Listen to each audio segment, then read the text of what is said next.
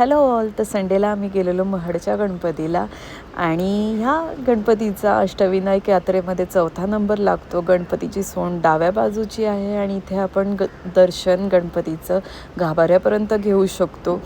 तर इथे आम्ही गेलो दर्शनाला आणि नंतर दर्शन झाल्यानंतर आम्ही थोडा वेळ बसलो आणि नंतर निघालो धाकटी पंढरी म्हणजे बोंबल्या विठोबाला. तर या मंदिराची अशी आख्यायिका आहे की तुकाराम महाराज इथे मिरचीचा व्यवसाय करायला यायचे आणि काही लोकांनी त्यांचे पैसे बुडवले आणि तुकाराम महाराज इतके दुःखी झाले की त्यांनी विठोबाच्या नावाने बोंब मारले, आक्रोश केला आणि विठोबा माऊली आपली प्रसन्न झाली त्यांना आणि त्यांना मिरच्या परत दिल्या आणि व्यवसाय सुरू करायला दिला.